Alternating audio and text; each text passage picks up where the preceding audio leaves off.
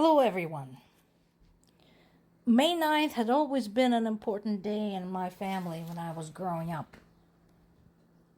For those of you who are new to my channel and to my content, I am a first-generation Ukrainian American. I grew up in Ukraine when it was still part of the Soviet Union. In fact, I witnessed the downfall of the Soviet Union when I was 16. So, May 9th had always been celebrated in my family as the anniversary of the end of what we called Great Patriotic War. So that was the period of time during which the Germans were actively at war with the Soviet Union involved. The Allies were involved too, but there were differences in dates. So the Great Patriotic War is not the same as World War II. World War II is longer. Great Patriotic War began on June 22nd, 1941, and officially ended on May 9th, 1945. All of my grandparents were World War II veterans. We had one Holocaust survivor, two Siege of Leningrad survivors.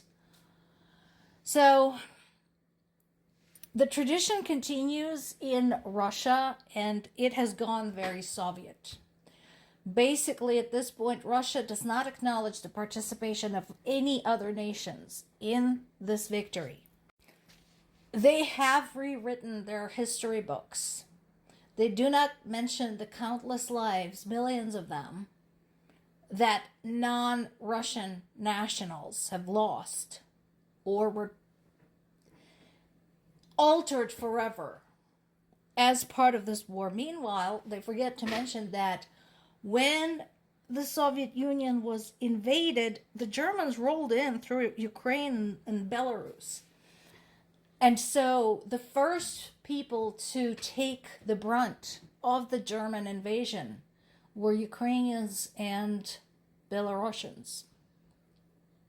There were concentration camps on the territory of Ukraine. There were entire towns and villages decimated and erased from the face of the earth in Ukraine. Khatyn is a famous one in Belarus, and Babi Yar is a famous one in Ukraine. You can look those up.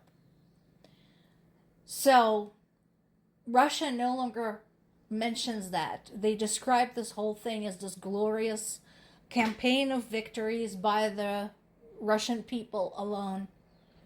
And at this point, they are even dismissing the Allies. And that is the spirit in which they're celebrating the victory parade today in Moscow, with some foreign leaders participating, including some from the European Union, like Slovakia's Prime Minister Fico, and Serbia's President Alexander Vučić, who should really watch his back because Serbia is applying for EU membership, but is playing footsie with Russia. Meanwhile, Ukraine is ramping up the drone attacks, including against Moscow, because while Putin said there would be a ceasefire, a 3-day ceasefire, for the Victory Day celebrations, he had not observed the terms of his own ceasefire. He continued shelling Ukrainian cities and murdering Ukrainian civilians. So Ukraine is just responding in kind. And again, I mentioned this many times. What is the point, considering we know that Moscow is very well protected? It has sophisticated and numerous air defense systems. what is the point? Those drones are likely to get shot down. Again, guys, it's an act of resistance. It is an act of psychological warfare. I asked my parents, actually, what's it like after 3 years of war? What is it like when the drones are flying overhead? And they told me, when you've been exposed to this, it is extremely unnerving. So what Ukrainians are doing are rattling the Russian population. Even if they don't drop anything, even if they don't run into anything, even if they don't strike anything, Russian people are now getting the taste of their own medicine as those drones come buzzing overhead.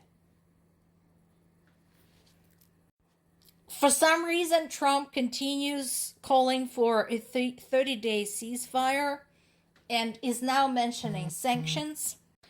That would have been appropriate 3 years ago. Since then, numerous sanctions have already been introduced. Once again, people need to understand that while sanctions do work to a degree, the effect on the Russian government and the Russian people is very similar to that of the effect of tariffs and cuts to Medicare and Medicaid on the American Trump supporters. They don't care. Putin doesn't care because none of this affects him personally. He doesn't care about anything unless it is something about him, front and center. And people who are his vehement supporters are fanatics, much like the MAGA crowd. So they don't care because some of them openly stated, I will eat shit for Putin. So sanctions have very little effect on them. And paradoxically, even though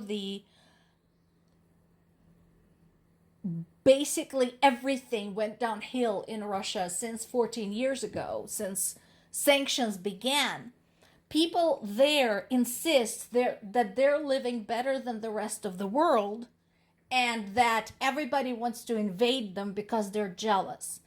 I know it's hard to imagine that somebody can be that blind, that deluded, but here we are. There's been a brief intermission in the large-scale missile and drone attacks. Definitely not lasted 3 days. A missile was fired at Poltava region, during which civilian housing was damaged, although the air defenses managed to bring it down before it hit anything serious. A Russian infantry raiding party tried to advance on Thursday after the ceasefire had been declared. This is in the Eastern Front. Didn't work. But the fact remains, what was the point of announcing a ceasefire? Now, while the European allies are still talking to Trump, I don't know why, and he sort of benevolently expressed approval for their efforts to end the war, they don't really need his approval because this is up close and personal for them. They understand that if Ukraine falls, they're next. So they will continue working on this with Ukraine no matter what is Trump's mood of the week. Hopefully we'll have some more weapons shipments coming in and some fresh training for the soldiers and some more supplies. More to come. Happy Victory Day.